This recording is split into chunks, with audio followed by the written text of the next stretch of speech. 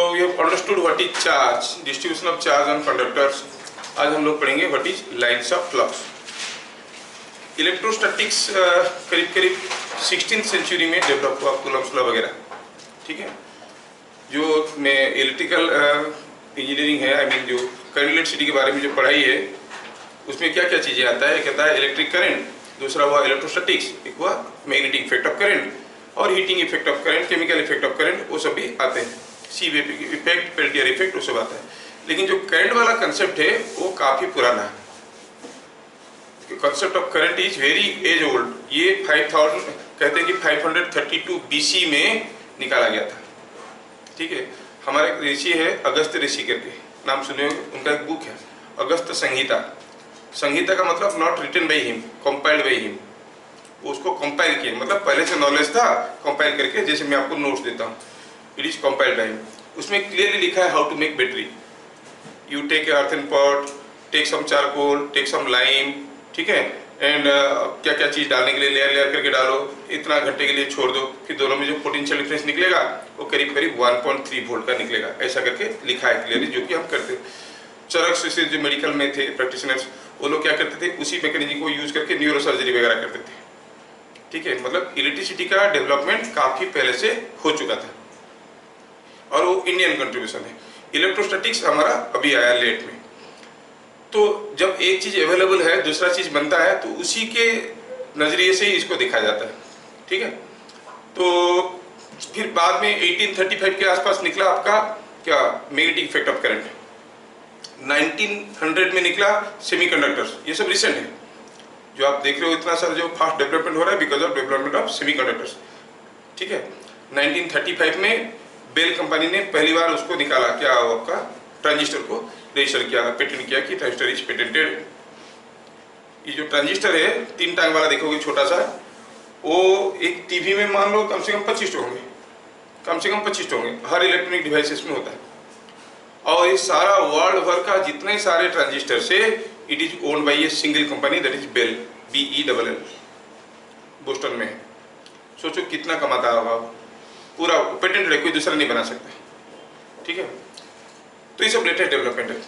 कहने का मतलब है कि करंट नेटवर्क में हम लोग जो जानते हैं कि current is rate of flow of positive charges, एक जगह करंट फ्लो कर रहा है मतलब पॉजिटिव चार्ज ऐसे फ्लो कर रहा है, direction of flow of positive charge को करंट कहते हैं, डायरेक्शन ऑफ करंट कहते हैं।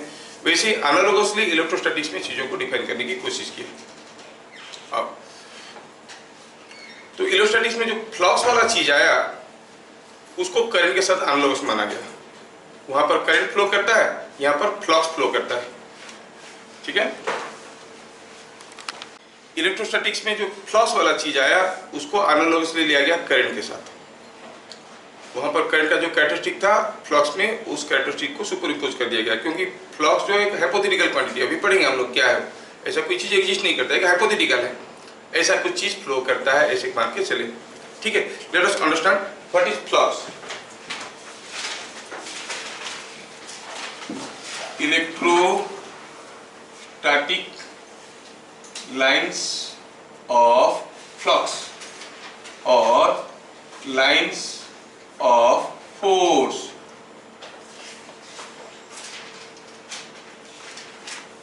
ठीक है, ये एक इमेजिनरी हाइपोथेटिकल क्वांटिटी है। कैसे उसको समझाते हैं, पहले समझ लेते हैं, फिर इसका डेफिनेशन लिखेंगे। सपोज हम कहेंगे कि यहाँ पर कोई एक चार्ज रखा हुआ है, यहाँ पर दूसरा चार्ज रखा हुआ है Q2, ठीक है, -Q2 रखा है, इधर कुछ Q3 चार्ज रखा है, ऐसे ढेर सारे चार्जेस हैं। यहाँ पर एक इलेक्ट्रिक फील्ड एग्जिस्ट कर रहा है। इलेक्ट्रिक फील्ड एग्जिस्ट कर रहा है, कैसे पता करते हैं? किसी जगह एक ग्रेविटेशनल फील्ड एग्जिस्ट कर रहा है, कैसे पता करते हैं? किसी मास के ऊपर अगर कोई फोर्स आया तो हम कहेंगे वहाँ पर ग्रेविटेशनल फील्ड है। कोई मास के ऊपर फोर्स नहीं आया तो वहाँ पर ग्रेविटेशनल फील्ड नहीं है। सिमिलरली कोई मैग्नेट के ऊपर फोर्स आया तो वहाँ पर मैग्नेटिक फील्ड है। कोई चार्ज रखे, वहाँ पर फोर्स आ रहा है, कहाँ से आ रहा है मालूम नहीं, लेकिन फोर्स आ रहा है, मतलब वहाँ पर एक इलेक्ट्रिक फील्ड अवेलेबल है। तो यहाँ पर कहीं भी अगर हम चार्ज रखते हैं एक तो इनके चलते उसके ऊपर एक फोर्स आएगा, मतलब by mere presence of the charges they are creating a electric field around it. अभी यहाँ पे मैं अगर कोई एक चार्ज रखता हूँ, suppose keep a charge of Q coulomb, ठीक है, +Q कूलम का ध्यान रखें। अब ये प्लस क्यू कूलम के ऊपर इसके चलते फोर्स आएगा, इसके चलते आएगा, इसके चलते आएगा, कूलम्स लॉ पढ़ने वाले हैं हम लोग, देखेंगे अभी। ये सारे के चलते फोर्स आएगा, कुछ नेट फोर्स आएगा। Suppose net force is in this direction, कुछ होगा नेट फोर्स। अच्छा, तो you draw a line like this, this is what is representing the line of action of the force acting on the charge located at this point. उसके बगल में कोई दूसरा point ले लो, फिर फोर्स निकालो, फोर्स बदल जाएगा, डायरेक्शन भी बदल जाएगा। Suppose the force is something like this, ठीक है, force is something like this, और say the force is something like this for your understanding. तो आप कहोगे यहाँ पर line of action of force ऐसे था, यहाँ पर line of action of force ऐसे था, यहाँ पर line of action of force suppose ऐसे था, ऐसे करके then you go on joining them along their line of action, तो you draw an arbitrary line। वो लाइन क्या रिप्रेजेंट कर रहा है? वो लाइन पे कहीं भी एक चार्ज को रखोगे तो उसके ऊपर जो फोर्स आएगा that will be along that line at that point, along the tangent to that line। That imaginary hypothetical line is called flux। समझ में आया? अच्छा अब क्या है कि जब इसके ऊपर कोई फोर्स आएगा तो ध्यान से देखना, यहाँ पर कोई फोर्स आएगा, ये मूव करेगा। अभी सोचो, I am giving U A case. Suppose हम मान लेते हैं कि सी बीच में बैठे हुए हैं, सी बीच में ये this is what is sand, और मान लो कि यहाँ पर छोटा सा पीस ऑफ थर्मोकोल पड़ा हुआ है जिसका मास नेग्लिजिबली स्मॉल है, और मान लो कि इसके साथ कोई थ्रेड लगा है और थ्रेड बीच पे ऐसे ऐसे पड़ा है, ठीक है, थ्रेड ऐसे पड़ा। अगर आप थ्रेड को यहाँ से खींचोगे तो what will observe, this piece of thermocol will slowly go like this, like this, like this, like this, like this, ऐसे फॉलो करते हुए आके पहुंचेगा कि नहीं? पहुंचेगा कि नहीं? That means the thermocol will follow the path of the thread। लेकिन सोचो कि ये piece of thermocol is massive, मान लो कि एक नॉट बोल्ट, कुछ एक नॉट लगा है, आयरन का नॉट। अब आप खींचोगे तो क्या होगा? जैसे वो आना शुरू करेगा, यहाँ तक आते आते उसके पास कुछ वेलोसिटी रहेगा। अब फोर्स का डायरेक्शन बदल गया, कोई बॉडी का वेलोसिटी ऐसा है, फोर्स अगर इधर को होगा, क्या वो तुरंत मुड़ के इधर जाएगा? नहीं, स्लोली मुड़ेगा, है कि नहीं? So what you find it is following। अभी अगर ये मासिव है, ये ऐसा रास्ते में नहीं आएगा। कैसे रास्ते में आएगा? ये कुछ ऐसा शेप का एक रास्ते में होते हुए इसके पास आएगा, क्योंकि पास स्ट्रेटन हो जाएगा। Are you getting the difference? तो एग्जैक्टली जो लाइन ऑफ एक्शन था उसको फॉलो करने के लिए कंडीशन क्या था? कंडीशन था कि this must be a massless particle. कोई massless particle only can move along the line of force. समझ में आया? तो now how you define electric flux? Electric flux is the path followed by a massless charge particle in an electric field. खत्म। क्योंकि अगर massive होगा तो क्या होगा? It will not follow the exact path, ये कुछ दूसरे पाथ में जाएगा। समझ में आ रहा है? Because of inertia, that is what. तो क्या कहेंगे?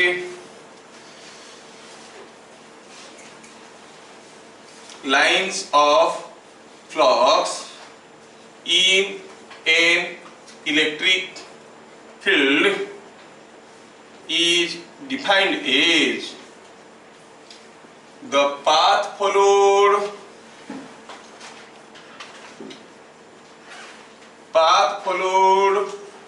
by a massless charged particle released from rest in that electric field।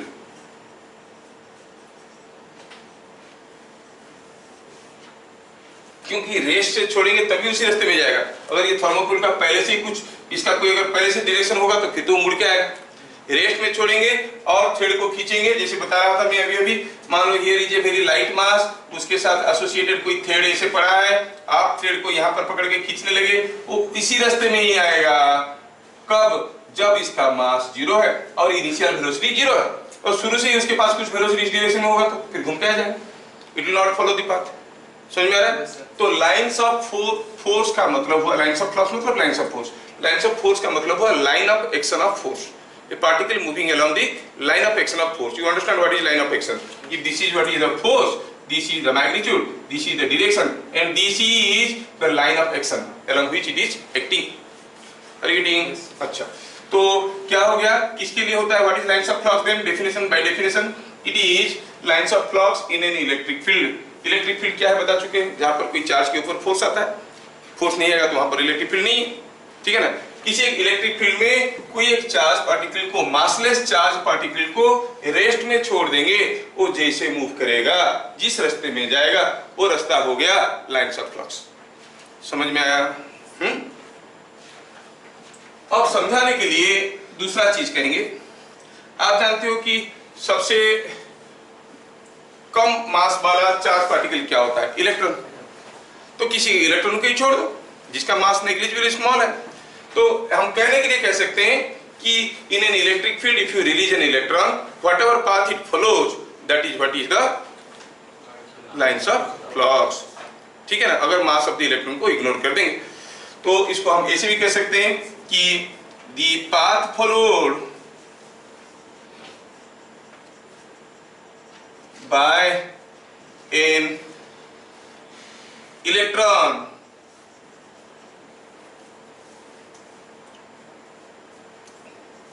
in an electric field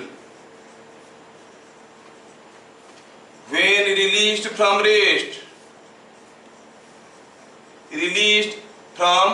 rest is called lines of flux और लाइन्स ऑफ फोर्स, ठीक है।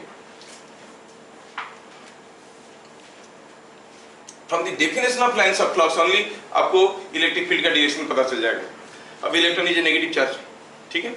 सोचो, just imagine करते हैं कि यहाँ पर कोई एक पॉजिटिव चार्ज है, यहाँ पर कोई एक नेगेटिव चार्ज है। मैं क्या करता हूँ, एक इलेक्ट्रॉन को यहाँ पे छोड़ता हूँ इन बिटवीन। अभी इलेक्ट्रॉन तो नेगेटिव चार्ज है, नेगेटिव नेगेटिव को रिपेल करेगा, पॉजिटिव नेगेटिव को अट्रैक्ट करेगा, तो ये इलेक्ट्रॉन कैसे करेगा? ऐसा आएगा। हाँ, तो इस पॉइंट से जाता हुआ लाइन्स ऑफ फ्लक्स कुछ स्ट्रेट दिख रहा है। रीडिंग, अगर ये इलेक्ट्रॉन को मैं यहाँ पे कहीं छोड़ता हूँ तो ये नेगेटिव है, ये नेगेटिव है, रिपेल करेगा, ये पॉजिटिव है, ये नेगेटिव है, अट्रैक्ट करेगा। इन दोनों का रिजल्टेंट फोर्स कुछ ऐसे होगा, तो ये ऐसे आएगा, इधर से ऐसे करके आएगा। लेकिन जैसे वो यहाँ पे आ जाएगा, ये अभी इसको इलेक्ट्रॉन है, नेगेटिव चार्ज है, ये जोर से अट्रैक्ट करेगा और ये धीरे से रिपेल करेगा क्योंकि दूर पे है। तो रिजल्टेंट फोर्स क्या हो जाएगा? इसके आसपास हो जाएगा। एक बड़ा फोर्स, एक छोटा फोर्स का रिजल्टेंट क्या होता है? ऑलमोस्ट सेम एज द बड़ा फोर्स, क्योंकि आपको पैरेललोग्राम लॉ तो आता है ना, same as, almost same as the बड़ा फोर्स। तो इसके बड़ा फोर्स के आसपास आएगा, मतलब इधर का जो पाथ फॉलो करेगा वो कुछ ऐसे होगा। ये सारा पाथ को अगर हम जोड़ेंगे, it will be something looking like this, इधर से आ रहा है तो it will be looking like this. So these are the different possible paths that an electron may follow while moving in an electric field if released from rest. अगर electron को यहाँ पर हम फेंक देते ऊपर की तरफ तो ऐसे नहीं आता, वो ऐसे घूम के आता। Reading when released from rest. Two important things we have to see. One is it is to be massless and released from. दोनों कंडीशन अगर सेटिस्फाई करेगा तो जो पाथ वो फॉलो करेगा उसको हम कहेंगे लाइन्स ऑफ फ्लक्स। समझ में आया? अच्छा, आगे बढ़ते हैं। अब एक चीज तो समझ में आया कि इलेक्ट्रॉन को अगर हम छोड़ेंगे, कोई नेगेटिव चार्ज के पास छोड़ेंगे तो नेगेटिव से दूर भागेगा, पॉजिटिव की तरफ आएगा। इलेक्ट्रॉन ऐसे आ रहा है। अब आ गया कंसेप्ट करंट नेटवर्क का। करंट नेटवर्क पहले निकल चुका था, इलेक्ट्रोस्टैटिक्स बाद में आया। उसमें क्या था? इलेक्ट्रॉन भी फ्लो करते हैं कंडक्टर में टू कंस्टिट्यूट ए करंट, लेकिन करंट का डायरेक्शन क्या था? Opposite to flow of electrons. Current is defined as rate of flow of positive charges, मतलब इलेक्ट्रॉन अगर ऐसे जा रहे हैं तो करंट उल्टा जा रहा है। तो यहाँ पर फ्लक्स को करंट का एनालोगस मानते हुए कहा गया कि lines of flux are going like this, nothing is going, these are all paths. ये पाथ हाइपोथेटिकल है, रास्ता है खाली, लेकिन कहेंगे कि हाँ यहाँ से फ्लक्स निकल के ऐसे जा रहा है, कहने के लिए कह दे, क्योंकि इलेक्ट्रॉन ऐसे आ रहा है। Electrons are moving from negative to positive charge, और हम अस्यूम कर ले कि ऐसे। क्यों? Just an analogy. करंट वाला जो कंसेप्ट था उसके साथ एनालॉगसली आगे डेवलप करने के लिए वी डेवलप दिस कंसेप्ट कि lines of flux go from the positive charge towards the negative charge. There is no other analogy. कोई अगर पूछेगा why lines of flux move from positive to negative charge, no, it is just a sign convention, कोई reason इसमें नहीं है। समझ में आया क्या? तो ये जो लाइन्स ऑफ फ्लक्स हम लोग अभी देखे, ये जो लाइन्स ऑफ फ्लक्स के बारे में हम लोग अभी देखे, उसकी क्या क्या प्रॉपर्टी है पहले देखते हैं, वो सारा प्रॉपर्टी को हम लोग प्रूव करेंगे। ठीक है, तो ये एक इंपॉर्टेंट क्वेश्चन हो गया, what you mean by lines of flux. and write 3 properties, 4 properties, 5 properties of lines of flux. ठीक है, तो अब हम देखेंगे properties of lines of flux.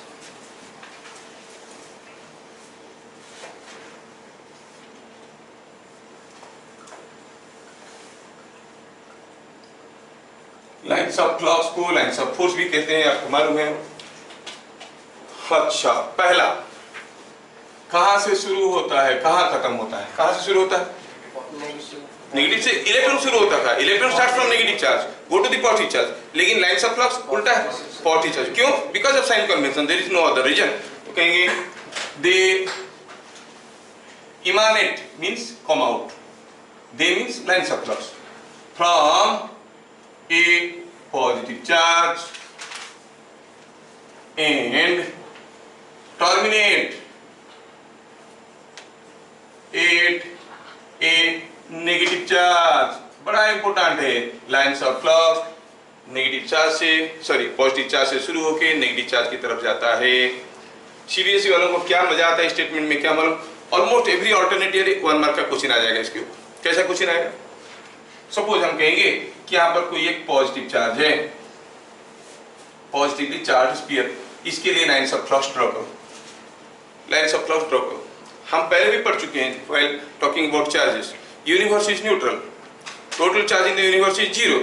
For every positive charge there must be some negative charge somewhere else, may not be in the closest proximity of all this, but then somewhere else it must be existing. So lines of flux will be coming out from this positive charge in search of negative charges, and where they are available. If they are not available here, we will assume they are available at infinity. All the lines of flux coming out of this positive charge will tend to move radially away from these and go up to infinity. So draw the lines of flux associated with a positive charge. It will be like this. समझ में आ रहा है क्या? Draw the lines of flux associated with a negative charge. तो infinity से आएंगे, इसके पास पहुंचेंगे, आके यहाँ पे खत्म हो रहे हैं ऐसे, like this, like this. You have to show the diagram. Lines of flux आ रहे हैं, इसके पास पहुंच रहे हैं, इतना ही ड्रॉ कर लो। 1 मार्क क्वेश्चन के लिए ये आता है। और एक आता है draw the lines of flux associated with a pair of equal and opposite charges. मतलब यहाँ पर कोई एक प्लस क्यू चार्ज है, यहाँ पर एक माइनस क्यू चार्ज, इनके लिए क्या होगा? अब यहाँ से लाइन्स ऑफ फ्लक्स निकलेगा, कहाँ खत्म होगा? नेगेटिव चार्ज में। तो कुछ ऐसे जाएगा, कुछ ऐसे जाएगा, कुछ ऐसे जाएगा, कुछ ऐसे जाएगा, कुछ ऐसे जाएगा, ऐसे कुछ लाइन दिखा देना। कितने ठो जाएगा वी डोंट नो, लेकिन आगे आगे हम लोग उसको भी क्वांटाइज करेंगे कि कितने ठो लाइन्स ऑफ फ्लक्स लेंगे। तो पॉजिटिव से निकल के नेगेटिव में जाएगा। समझ में आ गया? 3 क्वेश्चन सीबीएसई में रेगुलरली आता है। Draw the lines of flux associated with isolated positive charge, isolated negative charge and a pair of equal and opposite charges. समझ में आया? आइसोलेटेड मतलब अकेला है और कोई नहीं है। ये मत सोचना कि ये भी है, ये भी है, ये कैसे हुआ ऐसे। ये देयर आर 3 डिफरेंट केसेस। ये केस 1 है, ये केस 2 है, ये केस 3 है। अब चार्ज तो कैसे भी हो सकते हैं, हर केस में कैसे होगा लाइन्स ऑफ फ्लक्स, वो जेई वालों का काम है सोचना। ठीक है, 3-4 तो चार्ज इधर उधर दे दिया, कैसे निकालेंगे लाइन्स ऑफ फ्लक्स वो सोचेंगे तब। अभी तो हम लोग इतने ही देख रहे हैं कि what we see here that the lines of flux associated with isolated positive charge, isolated negative charge and a pair of equal and opposite charges are shown. First property हम लोग देख लिए। ठीक है, now will go for property number 2। Property number 2 क्या है? और property number 1 ऐसे क्यों हुआ वो आपको समझ में आ चुका है। Property number 2, if you understand the definition of lines of flux तो सारी चीजें धीरे धीरे आसान हो जाएंगी। प्रॉपर्टी नंबर 2 क्या बोल रहा है? The tangent at any point to the lines of flux gives the direction of electric field at that point। क्या बोल रहा है? ये भी आप जानते हो, खाली नए नए टर्म आया बोल के आपको कुछ लग रहा होगा। There is nothing new। Electric field किसको कहते हैं पढ़ेंगे, इलेक्ट्रिक फील्ड इंटेंसिटी ये सेपरेट आर्टिकल है, पढ़ेंगे उसको। खाली फिलहाल जान लो electric field at a point is nothing but the force on a 1 coulomb charge. अगर ढेर सारे चार्जेस रखे हुए हैं, आपको पूछा गया यहाँ पर इलेक्ट्रिक फील्ड कितना है, what is the intensity, how intense is electric field. तो हम क्या करेंगे, 1 कूलम चार्ज रखेंगे, देखेंगे उसके ऊपर जो फोर्स आ रहा है, 1 कूलम के ऊपर जो चार्ज रखेंगे कुछ फोर्स आएगा, उसका मैग्नीट्यूड होगा, डायरेक्शन होगा, that is called the electric field. The net force experienced by a 1 coulomb charge at any point in an electric field is called electric field intensity. समझ में आ रहा?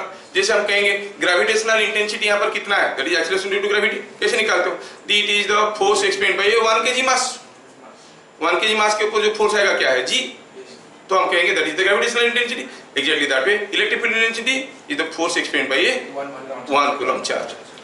अब ये स्टेटमेंट को वापस आओ, स्टेटमेंट क्या बोल रहा है, the tangent eight any point two the line of flux gives the direction of electric field. पहले मैं यहाँ पे ड्रॉ करके दिखाता हूँ, ये हो गया पॉजिटिव चार्ज, मान लो ये हो गया नेगेटिव चार्ज, एक लाइन ऑफ फ्लक्स कुछ ऐसे जा रहा है, ठीक है, ऐसे करके लाइन ऑफ फ्लक्स जा रहा है, ऐसे ऐसे जा रहा है।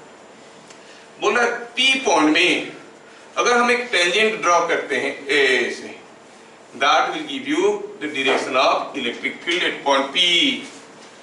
अब सोचो जो स्टेटमेंट बोल रहा है क्या हमें मालूम था, हाँ मालूम था। अभी अगर हम यहाँ पर इलेक्ट्रॉन छोड़ते तो कैसे आता, ऐसे ऐसे ऐसे ऐसे करके वापस आता, उसका उल्टा डायरेक्शन में हम फ्लक्स लिए थे। अब इलेक्ट्रॉन एक नेगेटिव चार्ज है, उसके ऊपर फोर्स जिस डायरेक्शन में आएगा, उसी की जगह अगर हम पॉजिटिव चार्ज रख देंगे, फोर्स उल्टा डायरेक्शन में आएगा। यहाँ पर इलेक्ट्रॉन होता तो इलेक्ट्रॉन इधर आता, +1 कूलम रखेंगे तो फोर्स इधर को है कि नहीं, so that is what is revealed from our discussion itself, but we are now writing the statements as the property of lines of flux, कि किसी भी पॉइंट में अगर हम एक टेंजेंट ड्रॉ करेंगे, that tangent, that forwarding tangent, दो tangent का दो डायरेक्शन है, ये फॉरवर्ड डायरेक्शन है, ये बैकवर्ड डायरेक्शन है, क्योंकि लाइंस ऑफ फ्लक्स ऐसे आ रहा है। The forwarding tangent gives the direction of electric field at that point. समझ में आ गया, सिंपल सा चीज है। पॉइंट नंबर 3, अच्छा बताओ क्या ऐसा हो सकता है, जितना नॉलेज अभी हमारे पास है, क्या ऐसा हो सकता है कि एक पॉजिटिव चार्ज है, एक नेगेटिव चार्ज है, एक लाइन ऑफ फ्लक्स ऐसे जा रहा है, ठीक है, और मान लो सॉरी, और कोई दूसरा लाइन ऑफ फ्लक्स ऐसे जा रहा है, क्या ऐसा हो सकता है? क्यों नहीं हो सकता, क्यों नहीं हो सकता? क्योंकि यहाँ पर अगर कोई इलेक्ट्रॉन को छोड़ेंगे, या तो इधर जाएगा या तो इधर जाएगा, दोनों तरफ कैसे जाएगा? Is it possible? No. Fundamental definition कहता है कि यहाँ पर छोड़ेंगे तो किसी ना एक डायरेक्शन में जाएगा, दो डायरेक्शन में कैसे जा सकता है? That means lines of flux can not be in two directions at a single point. इसका मतलब ये भी हुआ कि lines of flux will never cut each other, they will never intersect each other. समझ में आ रहा है? तो हम कहेंगे lines of flux never intersect each other, lines of flux never intersect each other. अगर आप लाइंस ऑफ फ्लक्स का डेफिनेशन को ही समझ गए तो फिर ये सारा चीज ऑटोमेटिकली उसमें से रिवील हो रहा है। हाँ, बच्चे रिवील नहीं कर पाते हैं तो डेफिनेशन से सारे पॉइंट को हम सेपरेट सेपरेट निकाल के रख रहे हैं। समझ में आ रहा है? Lines of flux will never intersect each other. कभी कभार थोड़ा सा कंफ्यूजन होता है तो मैं एक दो फिगर बनाना चाहूंगा। सपोज यहाँ पर एक पॉजिटिव चार्ज है, यहाँ पर एक नेगेटिव चार्ज है, लाइंस ऑफ फ्लक्स मान लो कि ऐसे जा रहा है, ठीक है। Suppose I go for a change in case. Suppose here is a positive charge, here is a negative charge. It was already existing. अब क्या हुआ? कुछ लाइंस ऑफ फ्लक्स ऐसे जा रहे थे। अब मैं क्या किया? एडिशनली एक पॉजिटिव चार्ज यहाँ पे ले आया और एक नेगेटिव चार्ज यहाँ पे ले आया। अब इन दोनों के बीच में भी लाइंस ऑफ फ्लक्स होगा कि नहीं होगा? तो what you see, is it a practically realisable figure? No, क्योंकि lines of flux are intersecting. This figure is wrong. समझ में आ रहा है क्या? ये तो ऑलरेडी ऐसे था, नहीं, अरे ऑलरेडी था तो क्या हुआ?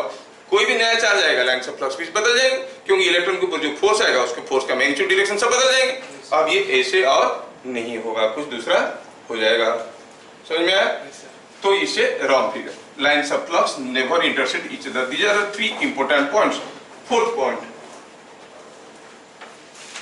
पॉइंट नंबर 4,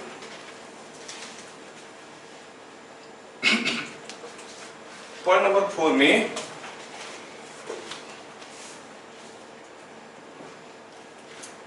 ये जो लाइंस ऑफ फ्लक्स है they never enter into a conductor. क्या लिखेंगे? A conductor is a point of discontinuity on path of lines of flux simple language में कहे तो lines of flux can not enter a conductor, conductor के अंदर नहीं जा सकते। अभी तक हम लोग ये 4th पॉइंट देख रहे हैं, 3 पॉइंट देख चुके हैं और 3 पॉइंट का लॉजिक भी हमें समझ में आ चुका है from the fundamental definition of flux, है कि नहीं। ये लेकिन समझ में नहीं आ रहा है कि फ्लक्स कंडक्टर के अंदर एंटर नहीं करता। इसको भी हम लोग करेंगे, इसका भी लॉजिक हमारे पास है, सफिशिएंट नॉलेज भी है, खाली उसको रिवील करेंगे, लेकिन आउट ऑफ टेक्स्ट हो जाएगा, मतलब आउट ऑफ द टॉपिक हो जाएगा, वो भी पढ़ेंगे हम लोग। क्यों, वो सारा चीज हम लोग देखेंगे। How a conductor behaves when it is kept in an electric field, वो भी देखेंगे, उसमें सब कुछ समझ में आएगा। फिलहाल यू एक्सेप्ट दिस स्टेटमेंट, इसको थोड़ी देर में प्रूव करेंगे, हो सकता है आज ही प्रूव करेंगे, ठीक है।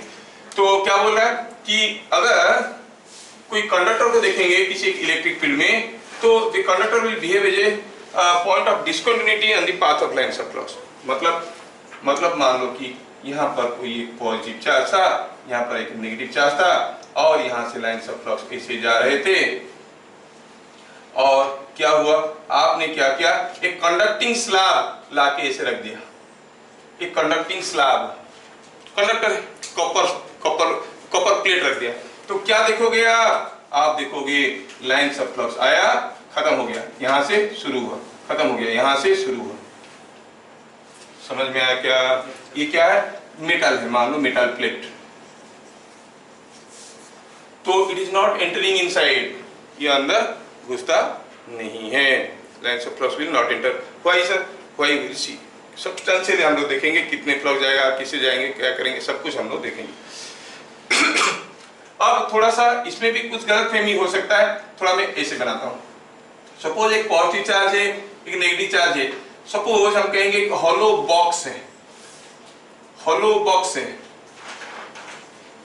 मतलब this is air and this is metal. अब शायद कोई सोच सकता है कि lines of flux will go like this, start here, go like this, start here and go like this. No, there will be no lines of flux inside. They will enter here, so reach here and start here again. समझ में आ रहा है क्या? They will never enter into the surface of the conductor. ये नहीं कि हाँ सर यहाँ तो एयर था, यहाँ खत्म हो गया, यहाँ शुरू होगा, नहीं, ऐसे नहीं होगा। चाहे वो हॉलो हो या सॉलिड हो, दोनों ही केस में सरफेस पे ही खत्म होगा, सरफेस से ही स्टार्ट होगा, अंदर कुछ नहीं होगा, ठीक है। और ये लाइन्स ऑफ फ्लक्स क्या था? It was the force experience by ये चार्ज पार्टिकल, नहीं, उसी का लाइन ऑफ एक्शन। मतलब अगर हम इसके अंदर, यहाँ पर पॉजिटिव चार्ज है, यहाँ पर नेगेटिव चार्ज है, इसके अंदर कोई क्यू चार्ज रखेंगे तो इनके चलते कोई फोर्स आएगा क्या? फोर्स आता तो मूव करता तो लाइन ऑफ फ्लक्स होता, कोई फोर्स नहीं आएगा। इसलिए किसी चार्ज पार्टिकल को, किसी बॉडी को अगर बचाना है इलेक्ट्रिक फील्ड में, उसके चारों तरफ क्या करते हैं, कंडक्टिंग एनक्लोजर ले लेते हैं। आप छोटे से ट्रांजिस्टर खरीदोगे, देखोगे उसके ऊपर 3 टांग वाला ट्रांजिस्टर होता है, एक डॉट होता है इसमें, इसके ऊपर आपको एक मेटल कैप मिलेगा, क्या मेटल का। ये 2 काम करता है, एक तो हुआ थोड़ा कुछ गर्माहट अंदर क्रिएट हुआ because of passage of current, गर्मी हुआ तो that heat will be conducted to this and dissipated to the surrounding, ठंडा करने में आसान करता है।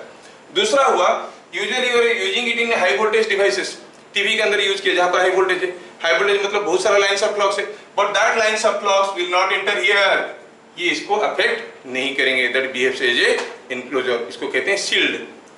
सो what is electrostatic shielding?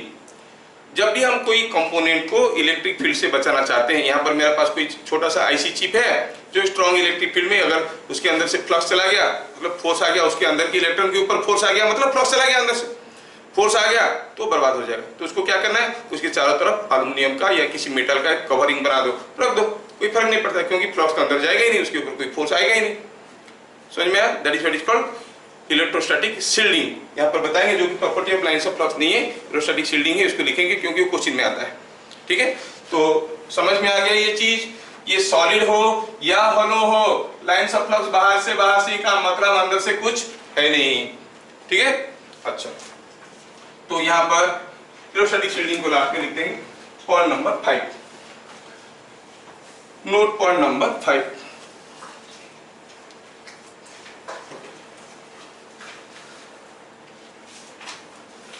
Note point number 5 कहता है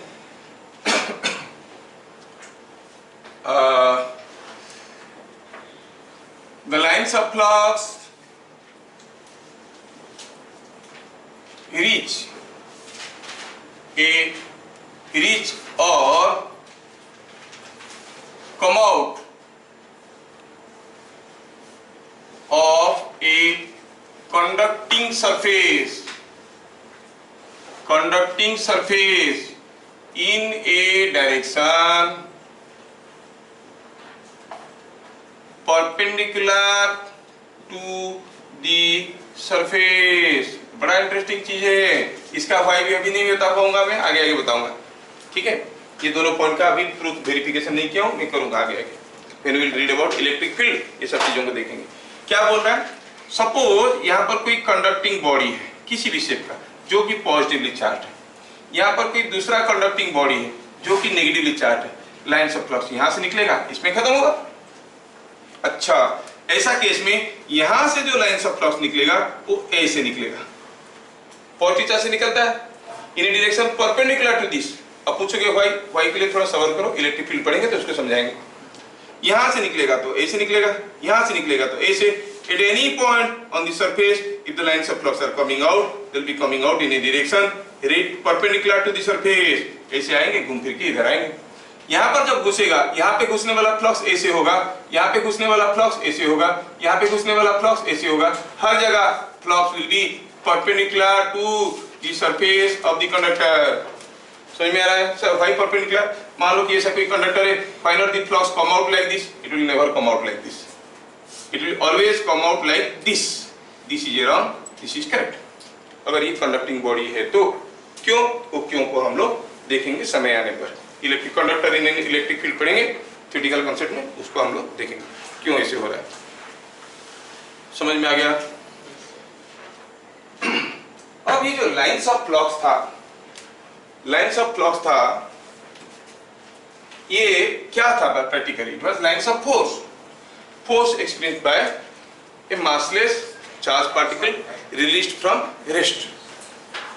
यहां तक आपका बोर्ड लेवल का खत्म हो जाता है। 2 पॉइंट है जेई लेवल का, मैं बताना चाहूंगा यहाँ पर। ठीक है, वो उसको बताना चाहूंगा क्योंकि बाद में 2 पॉइंट हम भूल जाएंगे बताने के लिए। Point number 5, point number 6। Point number 6 में क्या हो रहा है सोचो, जिसको लेके कुछ मिसकंसेप्शन भी रहता है, बुक वगैरह में कुछ उल्टा पुल्टा लिख देते हैं, वो लोग तो जो दिखते हैं वही लिखते हैं। तो अभी आप जानते हो कि जो फोर्स था, force due to the charges, किसी इलेक्ट्रिक फील्ड में किसी चार्ज के ऊपर जो फोर्स आता है, वो फोर्स दोनों चार्ज के ऊपर, उनके बीच के डिस्टेंस के ऊपर डिपेंड करता है। Not only that, it also depends on the nature of the medium, कौन सा मीडियम में है। 2 चार्ज अगर एयर में है, जितना फोर्स आएगा, पानी के अंदर है तो फोर्स विल बी F/80, मतलब 1/80 टाइम्स हो जाता है। ऑयल में रखेंगे फिर दूसरा फोर्स, हर जगह फोर्स अलग अलग होता है, मीडियम के ऊपर डिपेंड करता है। अभी मान लो कि कोई एक मीडियम है जिसके अंदर फोर्स कम है, ये एक मीडियम है। Suppose this is what is wooden block. ठीक है, वुडन ब्लॉक में अगर हम कहेंगे ये पॉजिटिव चार्ज है, ये नेगेटिव चार्ज है, और दूसरा केस ये एयर है, पॉजिटिव चार्ज है, ये नेगेटिव चार्ज है। ठीक है, वुडन ब्लॉक में क्या होगा, इसमें क्या होता था, ये एयर है, एयर में लाइन्स ऑफ फ्लक्स, कुछ यहाँ पर इलेक्ट्रॉन छोड़ो तो ऐसे जाएगा, यहाँ पर छोड़ो तो ऐसे जाएगा, तो it is following different paths and lines of flux are going like this. लेकिन इसके अंदर क्यों, because of this nature of this medium, इसके ऊपर जो फोर्सेस आएंगे बहुत ज्यादा फोर्स नहीं आएंगे इन दोनों के लिए, छोटा सा फोर्स आएगा। इस केस में कैसे होगा, एक फ्लक्स ऐसे, एक फ्लक्स ऐसे, यहाँ पर छोड़ो तो पूरा ऐसे घूम के नहीं जाएगा, ऐसे आसपास में जाएगा, it will go like this. समझ में आ रहा है क्या? देखो यहाँ पर बल्जिंग हो रहा है, यहाँ पर पास पास जा रहा है। तो इसको कुछ बुक्स में रॉन्गली इंटरप्रेट करके क्या बोलते हैं कि in a higher dielectric medium, dielectric क्या है बताएंगे। डाइलेक्ट्रिक मतलब जिसमें 2 इलेक्ट्रिक प्रॉपर्टी है ना, डाइपोल जिसमें है उसको डाइलेक्ट्रिक कहेंगे, जिसमें डाइपोल नहीं है उसमें डाइलेक्ट्रिक प्रॉपर्टी नहीं है। तो in a higher dielectric medium, permittive medium, the lines of flux attract, वो क्या कहते हैं कि लोग आपस में अट्रैक्ट किए, पास आ गए, ऐसा कुछ नहीं हो रहा है। These are all imaginary things, how they will attract each other, attract नहीं कर सकते। And in a low permittive medium they repel away, ऐसे बोल रहा है कि एयर में एक दूसरे को रिपेल करते हैं, किसी दूसरे मीडियम में एक दूसरे को अट्रैक्ट करते हैं, इसलिए पास आ जाते हैं। लेकिन these are not physical things कि they will attract or repel each other, these are different paths only। समझ में आ रहा है? तो हम क्या देख रहे हैं कि लाइन्स ऑफ फ्लक्स का पाथ कैसे होगा, सिर्फ चार्ज के ऊपर डिपेंड नहीं कर रहा, कौन सा मीडियम है उसके ऊपर भी डिपेंड करता है। So the path of flux depends also on the nature of the medium, that nature of the medium which affects the flow of flux through it is called permittivity of the medium। समझ में आया क्या? एक nature है, तो देखेंगे क्या कहेंगे उसको। So not required for board, 2 point खाली लिखेंगे। Point number 6, the nature of a medium which affects flow of flux through it is called permittivity of the medium। Permittivity of the medium, medium का permittivity will decide कि वो कैसा path लेगा। जैसे light जब एक मीडियम से दूसरे मीडियम में जाता है, कितना बेंड करेगा, कौन से रास्ते में जाएगा, वो डिपेंड करता है इसका रिफ्रैक्टिव इंडेक्स के ऊपर, है ना। सिमिलरली इसके ऊपर, किसके ऊपर डिपेंड करेगा? On the permittivity of the medium. जो वो रिफ्रैक्टिव इंडेक्स क्या है? Property of the material, depending upon the crystalline structure उसके अंदर कैसा है। Similar permittivity is also property of a material, कि मटेरियल को काट के टुकड़े टुकड़े करेंगे, उसका परमिटिविटी नहीं बदलने वाला है। समझ में आया? So it's a nature of the medium. यहाँ पर हम लोग एक सिंबल लेते हैं epsilon. Remember this is small letter. अगर आपको ई एप्सिलॉन लिखना है, डोंट राइट लाइक दिस, ये लिखोगे गलत हो जाएगा। गलत हो जाएगा क्या? ये ई जैसे कुछ लोग सोच लेंगे गड़बड़ हो जाएगा। आपको लिखना है ई एप्सिलॉन, मतलब मैं जानबूझ के कैपिटल लेटर एक स्मॉल लेटर लिख रहा हूँ, ये ऐसा रहेगा। It always a small letter. Okay, लिखने के लिए यहाँ पर लिख रहा हूँ। जैसे मैं अगर सी लिखूंगा तो आप बता सकते हो क्या ये कैपिटल लेटर है कि स्मॉल लेटर है? दो दूसरे की कंपैरिजन में पता चलता है। Exactly like that. एप्सिलॉन क्या होता है? इसको कहते हैं absolute permittivity of a medium. वो क्या है? मीडियम का नेचर है, मीडियम का नेचर है। ठीक हो गया। So absolute permittivity of a medium is the nature of the medium. इसको हम लोग कुछ ऐसे लिखते हैं, epsilon 0 into epsilon r। Epsilon 0 is called permittivity of free space और ड्राई एयर। ठीक है, free space and there is nothing in the space. जैसे फ्री खोपड़ी, मतलब अंदर कुछ नहीं है, तो उसमें एप्सिलॉन 0 है। तो कितना होगा? 8.854 इंटू 10⁻⁻12। यूनिट क्या होता है? फैराड पर मीटर। सर फैराड क्या है? वो फिर राम कहानी उसका है, कैपेसिटर का यूनिट है, पढ़ेंगे फैराड पर मीटर। ठीक है, दूसरा एमकेएस यूनिट भी बताएंगे, अभी तो हम लोग आगे जा रहे हैं। एप्सिलॉन r क्या है? Epsilon is called relative permittivity।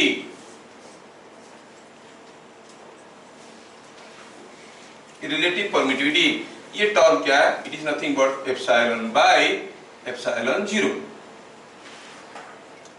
जैसे किसी का एटॉमिक मास है 81 mu, मतलब स्टैंडर्ड 1 mu किसका है? कार्बन का मास को 1 mu स्टैंडर्ड लेते हैं। वो एग्जैक्टली क्या 1 यूनिट है नहीं, उसको मान के उसके हिसाब से करते हैं। जैसे आप कहते हो रिलेटिव डेंसिटी, वाटर का 1 मान लो, बाकी सबका उसके हिसाब से स्पेसिफिक ग्रेविटी जिसको कहते हो। सिमिलरली एयर का अगर एप्सिलॉन 0 है, बाकी सबका एयर मान लो कि ऑयल है, ऑयल का कितना है ना, एयर में जितना होता है उसका 3 गुना है। समझ में आ रहा है? क्योंकि पूरा लिखेंगे तो इतना बड़ा टर्म लिखना पड़ेगा। 3 इंटू दिस हम क्या कहेंगे? 3 गुना, मतलब क्या लिखेंगे? Epsilon r is equal to 3। समझ में आया क्या? तो अलग अलग मीडियम के लिए क्या डिफाइंड रहता है? Epsilon r। उसका एप्सिलॉन कितना है ना? Epsilon 0 into epsilon r। उसका परमिटिविटी कितना है? Epsilon 0 into epsilon r। Deal करने के लिए 3, 4, 5, 10 ऐसे ठीक रहता है। और मैक्सिमम देखोगे जितने सारे हमारे पास मटेरियल्स मिलते हैं 10-12 के अंदर खत्म हो जाते हैं, 12 तक, और उसके ऊपर एप्सिलॉन r पाना मुश्किल है। ठीक है, जबकि कंडक्टर का होता है इनफाइनाइट। ठीक है, कंडक्टर का एप्सिलॉन r होता है इनफाइनाइट। लिख देते हैं ये जो एप्सिलॉन r है ये कितना है? एयर के लिए एप्सिलॉन r कितना होगा? जिसको समझ में आया बोलो।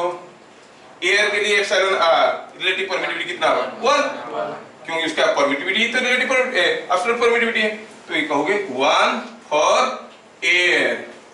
वाटर के लिए इसका वैल्यू होता है 81, लिखने की जरूरत नहीं है, वो डाटा दिया रहेगा, किस बुक में 80 किस बुक में 81 लिखते हैं। और it is infinite for conductors, ये याद रखना बहुत जरूरी है, it is infinite for conductors, ठीक है। बाकी ऑयल, ग्लास, माइका, ये सब के लिए 6, 8, 4, 2 ऐसे करके वैल्यूज होते हैं एप्सिलॉन आर का value. So the nature of a medium which affects flow of flux through it is called permittivity of the medium. ये स्टेटमेंट को नहीं लिखना है, जब आपको पूछा गया right the properties of A lines of flux, तो ये सब नहीं लिखना है, मैं आपको सीक्वेंस में बता जा रहा हूँ। Point number 7, point number 7 is exclusively for JEE, board में कभी इसके बारे में पूछेंगे नहीं।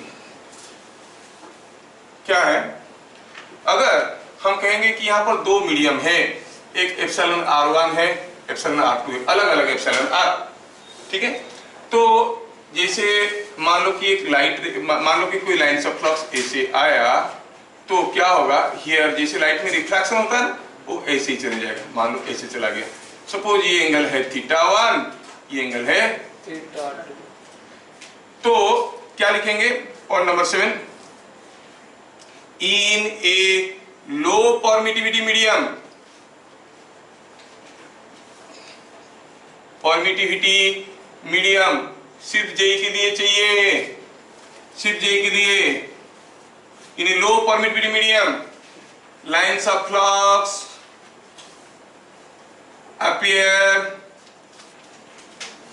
ठीक है बाद में ड्रॉ करेंगे, appear close to each other, book में लिखा है lines of flux appear far away from each other, far from each other, book में लिखा है कि रिपल कुछ नहीं होता है, ठीक है, no attraction no repulsion, these are all imaginary paths, and in a high permittivity medium, high permittivity medium they appear close to each other, don't say they attract each other, they appear close to each other। in fact पढ़ेंगे आगे चल के, लो permittivity medium में अगर एक 4 से 50 तो lines of flux निकल रहा है, हाई परमिटिविटी मीडियम में 10 तो निकल रहा होगा, अट्रैक्शन कुछ नहीं है। पढ़ेंगे गॉस लॉ आगे पढ़ेंगे, गॉस लॉ भी तुम लोगों का बुक में गलत सलत दिया है, क्या करूं, जो दिया है वो भी पढ़ेंगे, जो होना चाहिए वो भी पढ़ेंगे। अच्छा, तो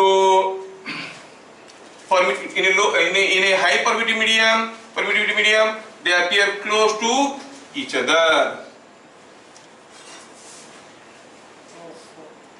इसको थोड़ा ऐसे मैं फिगर बना दूं, थोड़ा ये और थोड़ा हायर हो जाएगा। एनीवे आप जान लो कि अगर कोई लाइन ऑफ फ्लक्स किसी एक मीडियम में ऐसे आ रहा है वो ऐसे चले जाएगा, अगर ये अलग अलग रिलेटिव परमिटिविटी है तो मान लो कि दूसरा आया ऐसे गया, समझ में आ रहा, सपोज ये एंगल है θ1 और ये एंगल को आपको हो θ2, समझ में आ रहा, तो याद रखो कि tan θ1 by tan θ2 only for exclusive J, it is epsilon r1 by epsilon r2। मतलब in higher permittivity medium light में क्या होता था, हायर रिफ्रैक्टिव इंडेक्स में they bend towards the normal, now they are going away, just उल्टा है, याद रखना। In a higher permittivity medium they bend away from the normal, समझ में आ रहा है। और देखो तो लो, ये लो है ये हाई है, ठीक है, ये लो है, अगर ये हाई है, लो में देखो तो दोनों के बीच में डिस्टेंस ज्यादा है, हाई में हो गया तो डिस्टेंस कम हो गया। So in a high permittivity medium they appear close to each other, in a low permittivity medium they appear away from each other, समझ में आया। फॉर्मूला के ऊपर क्वेश्चन एक बार आया था, और वो खिड़की वाले जब ऑल इंडिया लेवल का टेस्ट करते हैं तंग करते हैं ऐसे सब क्वेश्चन डाल के, जिनको मालूम नहीं होता है फंस जाते हैं। इसके ऊपर इलेक्ट्रिक फील्ड रिलेटेड हो जाएगा, तो इसलिए थोड़ा सा बता दिए। समझ में आया what is lines of flux, साफ पॉइंट आपको बताया। अब लाइन्स ऑफ फ्लक्स हमें समझ में आ गया, तो now let us see what is Coulomb's law.